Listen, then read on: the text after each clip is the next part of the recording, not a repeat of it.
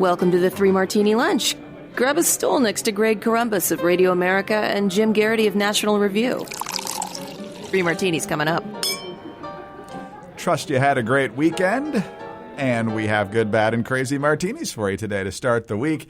And the good, Jim, is a qualified good, but it's moving in the right direction. It's over in Russia, where prominent Putin critic Alexei Navalny, allegedly near death due to his hunger strike, a doctor saying he could be a prime target for a heart attack at any moment because of his weakened state, moved to a prison facility with a hospital now. So this is the latest news from over there. The Russian State Penitentiary Service saying Monday a decision was made to transfer Navalny. The announcement comes 2 days after Navalny's physician said his health was deteriorating. The state prison service said in a statement that he would be transferred to a hospital for convicts located in another penal colony in Vladimir, appropriately enough, a city 180 kilometers east of Moscow. According to the statement, Navalny's condition is deemed satisfactory, and he has agreed to take vitamin therapy. Some believe that this happened because Putin's expected to give his version of the State of the Union address, and he doesn't want massive protests in the streets over Navalny and so forth for the optics. Others are saying, well, this could put a lot of pressure on him from the U.S. and possibly others. So, Jim, as Jazz Shah over at Hot Air says, Putin's clearly going to be perfectly happy if this guy dies. So it's a little bit of a question as to why they're doing this now, but what do you make of it? Yeah, so we haven't talked about this a ton on this podcast. And the very short version is that Navalny is a critic of Putin. Much to the shock of everyone, willingly chose to go back to Russia, I guess it was late last year, with everybody saying, hey, you know, Putin's going to kill you if you do that. And he's like, no, I must do this. And I think maybe Navalny was thinking that because one of his accusations of Putin is that he's a murderous thug, he put himself in a situation where if Putin did what he wanted to Navalny, he would in fact confirm Navalny's criticism of him. It would, kind of further expose the fact that Putin is a murderous thug. Well, he's been in prison. He's been treated very badly in prison. He's been getting sicker and sicker. He's on this hunger strike because of the poor. They're not health care that he's getting in there. And boy, because when you think of good health care, you think of Russian prison camps. Absolutely. Yeah. So, why is this a good martini? Well, obviously, if the fact that he's getting any medical attention, the fact that he's going to a prison hospital, at least that's some progress. And I do think it's significant. This came after this past weekend when Jake Sullivan, the national security advisor, said on, I think it was CNN's program, we have communicated to the Russian government that what happens to Mr. Navalny in their custody is their responsibility, and they will be held accountable by the international community. Now, it is not often we see, there's been this sense that the Biden administration is talking a very tough game against Russia. And they have, imposed certain sanctions and things like that. I think we've reached a point of diminishing returns with sanctions on Russia. There's not that much left to sanction, except for the Nord Stream 2 proposal. It's that gas pipeline they want to build to Germany. And for some strange reason, Biden is barely mentioning this, and we haven't put sanctions on the companies working on that because it was really irked the Germans. We'll see what happens. Hopefully Navalny pulls through. I do think the administration kind of has backed itself into a corner here. That I think it's good that they're saying, hey, if Navalny dies in prison, we hold you guys responsible. The question then is, well, what are you going to do about it? What's left for the Biden administration to do, since they seem very reluctant to do Nord Stream 2? They've sanctioned everything they could. They've put travel restrictions on everybody they could. And by the way, Joe Biden said he's invited Vladimir Putin to a summit. So I don't know if in Biden's mind it comes across as the carrot and the stick, or whether it's just kind of mixed messages. It's no less than Gary Kasparov in the Wall Street Journal this morning, basically saying, "Why are you inviting a killer to a summit?" And Kasparov was no fan of the Trump administration's approach to Russia, and he thought we were getting improvement in Biden, and he's less than thrilled with what he's seeing so far. Hopefully Navalny pulls through. If he doesn't, it'll be really interesting to see what the Biden team does. And I think, Greg, you and I for the last 4 years were kind of saying, it's great to see Democrats taking this hard, tough on Russia line. We'll see how long it lasts once Trump leaves the stage. And we will see very, very soon how much Democrats meant that stuff. And I don't know about you, Greg. I'm being ready to be grimly vindicated that this was all political posturing. and that in the end, the Biden administration does not have an appetite for a larger and larger conflict with Russia. Yeah, I mean, Biden was the number 2 guy in the Obama administration, obviously. I don't know how directly he was involved in response to Russia just annexing the Crimea and pretty much doing what it wanted in eastern Ukraine. And so I wouldn't be super optimistic about them really dropping the hammer here. But we'll see what the international community holds you responsible actually amounts to, other than maybe a strongly written letter or something like that. Hopefully it's got something with more teeth in it. On Navalny's sake, I admire the man's courage, but I'm not sure we needed a ton more evidence that Putin kills people he doesn't like. Yeah, that wasn't really in that much doubt for most of us, but yeah. We'll see how things shake out there. All right. Well, they mentioned vitamins. He probably needs a little more help than just vitamins at this point, but vitamins can help, and Ritual is the way to go with that. Look, we deserve to know what we're putting into our bodies, especially when it comes to something that you take every day. And Ritual's got their clean, vegan-friendly multivitamin formulated with high-quality nutrients in bioavailable forms your body can actually use. You won't find the other garbage, the sugars, the GMOs, allergens, synthetic fillers, none of that stuff. Plus, you got a fresh taste, and the delayed-release capsule design makes taking your vitamins easy. Ritual is the multivitamin reimagined. Now, a multivitamin should contain key nutrients and forms your body can actually use to help fill gaps in your diet, and it shouldn't have any shady extras. Ritual's delayed-release capsule design ensures high-quality nutrients, including vitamin D3, in just 2 daily pills. And Ritual is made traceable, which means you'll always know what nutrients you're taking and where they come from, thanks to Ritual's one-of-a-kind, visible supply chain. Yeah, you not only love a great product, you love a great product done in an even smarter way. And that's one of the reasons I love Ritual. I mean, I like getting the nutrients that you need, especially keeping a strong immune system. I love the fact that there's zinc in this. That's always good for the immune system, plus your vitamin B, your vitamin D, and so many other things that you need to remain healthy. And so what you want to do is get key nutrients without the nonsense. Ritual is offering 3 Martini Lunch listeners 10% off during your first 3 months. Visit ritual.com/martini to start your ritual today. Again, ritual.com/martini. All right, Jim, let's move on to our bad martini now. And for that, we turn to an issue that affects every single one of us: the rising cost of stuff. If you haven't been to the gas pump lately, you're lucky, but most of us have, I'm sure. And you notice that over the past 3 months, things have gotten more expensive. I happen to have a few receipts in the cup holder in my car. At the beginning of January, $2.04 a gallon where I live. Now it's just south of $3. And I know in your county, Jim, I think it's probably pretty much right at $3. In some parts of the country, it's considerably more than that. So fuel's more expensive, and that means hauling stuff is more expensive, including food. Here's NBC News explaining the prices that are on the rise. John Camarage says his grocery bill has nearly doubled. Are you buying less fresh food, less produce, less meat because of the prices? It's more produce than meat and all this, because meat is very expensive. Compared to a year ago, many staples will cost more. A dozen eggs and a pound of ground chuck, both up 7%. And a loaf of bread up 11%. I would expect that we're going to see prices continue to rise over the next 6 to 18 months. Experts say that's because of the supply, coupled with the increased cost of getting products onto shelves. Factors include rising gas prices, driver shortages, fewer workers in meatpacking plants and bakeries, and bad winter weather that damage crops.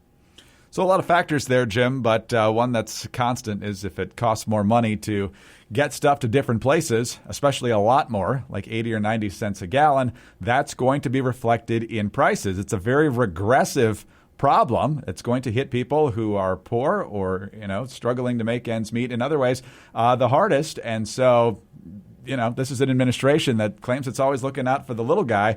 But right off the gate here, these energy prices are sending prices of a lot of things higher. Yeah, and this is not the first murmur we've heard about inflation over the last couple of months. I am not an economist. I leave that to the guys over at National Review's Capital Matters, but it is starting to feel tangible. Gas is probably the biggest and most obvious example. Someone once observed that, because people always drive past gas stations, and because there are big signs saying what the price is per gallon, it's one of the kind of psychologically one of the easiest ways for people to measure if prices are going up. Because they see it in big, bold letters every single day. They don't see it necessarily for the price of a dozen eggs or something like that. But that television broadcast there didn't mention, by the way, is that we've had a bunch of COVID and pandemic relief bills that have been sending out checks to everybody all across the country, which in general is a good idea, particularly if they've been laid off or can't work or the businesses have been shut down. But we've now done it several times, and it's come out to several trillion. And we just had the Democrats just pass through their big COVID-19 relief bill, and now they want to do another giant, infrastructure spending bill on top of all that. Well, inflation is what happens when you have lots of money being pumped into an economy, and you have too much money chasing too few goods. That basically everybody becomes quote unquote wealthy because they just got this check from the government, so they go out and spend more. And businesses notice this and they start raising their own prices. And that's separate from an increased gas price will then mean an increased cost for every other product you get.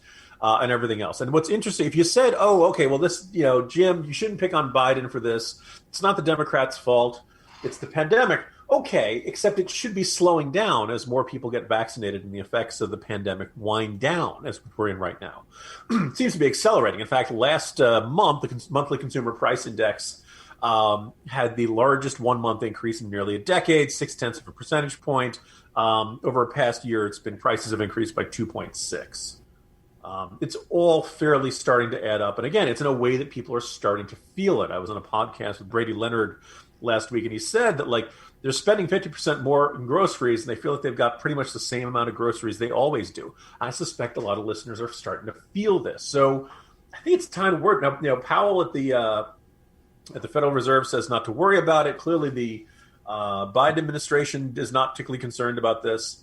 I think we're starting to reach the point where it's not just an unusual monthly fluctuation. We'll see what happens next month in the new numbers. But man, if it is, then we really do have an inflation, and it's not a problem we really have to worry about too badly for the past 40 years. And, I don't know about you, Greg. I'm not looking forward to the WIN buttons that Gerald Ford put out. Whip inflation now, because lo and behold, you couldn't solve an economic problem with buttons. No, you have to have a hashtag now. You have to have a hashtag to solve any problems. But, you could say, well, Biden's just been on the job for 3 months. You can't lay this all at his feet. No, you can't lay it all at his feet. But when it comes to energy, what are some of the very first orders that he gave? It's not just the Keystone Pipeline. It's federal lands for domestic energy exploration. And now we got this news from the Associated Press. Interior Secretary Deb Haaland, however you say her name there, on Friday revoked a series of Trump administration orders that promoted fossil fuel development on public lands and waters and issued a separate directive that prioritizes climate change in agency decisions.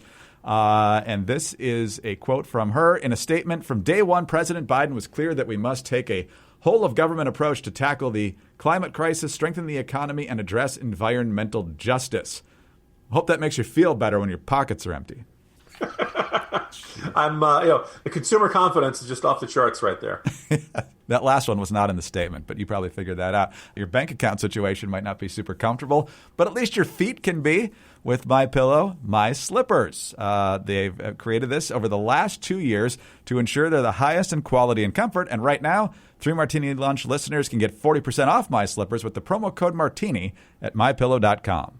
My Slippers are durable. You can wear them all day, indoors, outdoors, wherever you like.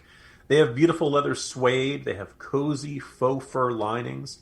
They come in moccasin or slip-on style, and they're available in a variety of colors. But what's more, they have a 60-day money-back guarantee and a 1-year limited warranty.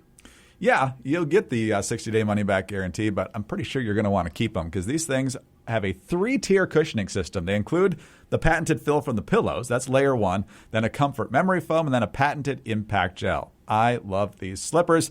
I look for them when I just feel like walking around the house, which I never would have done before. They're great. For a limited time, MyPillow offering 40% off My Slippers. Go to MyPillow.com and click on the Radio Listeners Square. Enter promo code Martini or call 800-874-0104. While you're there, take advantage of the deep discounts on all MyPillow products, including the Giza Dream bed sheets, the MyPillow mattress topper, and the MyPillow towel sets. You can only save 40% on the new My Slippers, though, with promo code Martini. Call 800-874-0104 or visit MyPillow.com today. All right, Jim.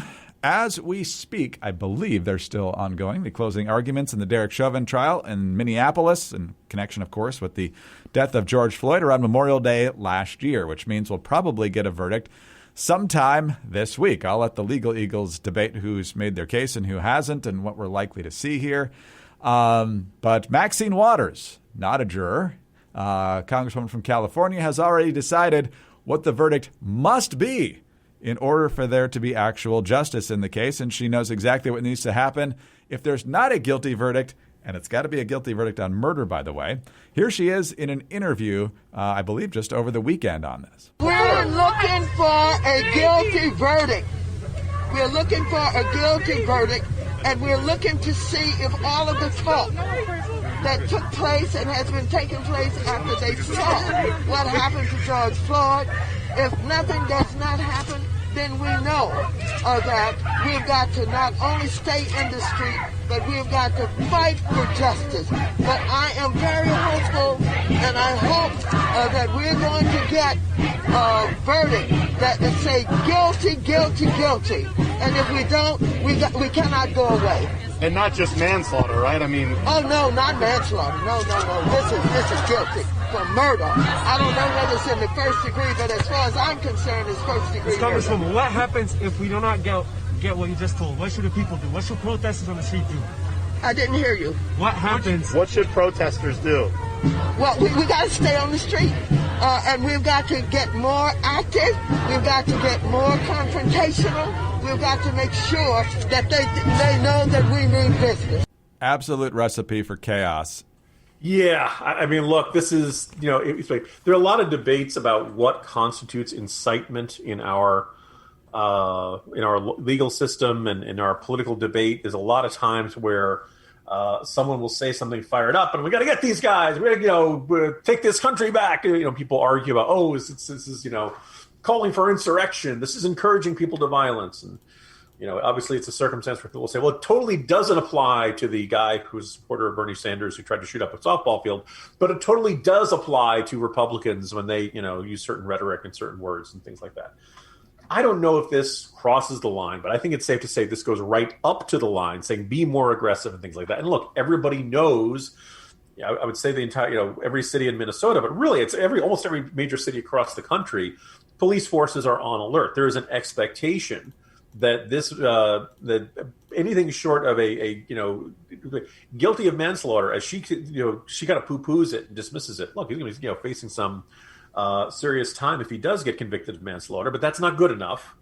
And apparently that people should be angry about it. Now, my sense is, guy behind bars is a guy behind bars, but fine, they want to get a conviction of murder. Oh, by the way, this is another conversation for another time, but there are certain arguments that prosecutors can, miss out on sustainable convictions because they overcharge, because the facts of a case don't necessarily support murder 1 or murder 2 or something like that, but the facts in the case could support manslaughter or some lesser charge that would not have the maximum sentence, but still have a significant sentence. Instead, you overreach, you end up not persuading the jury, and then you end up with a not guilty verdict, and then everybody's upset. So I don't know exactly how this is going to shake out, but right now, Maxine Waters is a rhetorical arsonist, taking an already tense situation and pouring gasoline onto the fire. Metaphorically, I emphasize. But I think, it's really a very fair question, just what the heck Maxine Waters, a congresswoman from California, is doing in Minnesota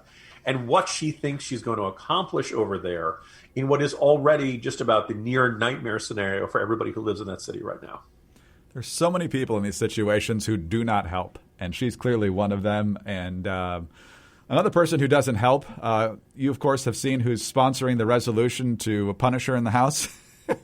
Yeah. Marjorie Taylor Greene. That's not the response I was thinking, really, Yeah, if you're looking for somebody to lead that charge, you might want to reconsider on that particular choice. But anyway, Jim, we're off to quite a start this week, so we'll see what the rest of the week has in store for us. I can't believe it's Monday, Greg. See you tomorrow. Jim Garrity, National Review. I'm Greg Corombos, Radio America. Thanks for being with us today. Please do subscribe, if you haven't already, to the 3 Martini Lunch podcast. We're very grateful for those 5-star ratings and your kind reviews. Also, please get us on those home devices. All you have to say is play 3 Martini Lunch podcast. Follow us on Twitter. He's at Jim Garrity. I'm at Dateline_DC. Have a great Monday. And please join us again on Tuesday for the next 3 Martini Lunch. We are living in difficult times where people fear having thought-provoking conversations about pressing issues. And although we're in the midst of an information explosion, There are a lot of forces aiming to distort what's true. I created The Bill Walton Show to provide a forum for in-depth, thought-provoking conversations with leaders, artists, entrepreneurs, and thinkers. Please join me at thebillwaltonshow.com to explore what's true, what's right, and what's next.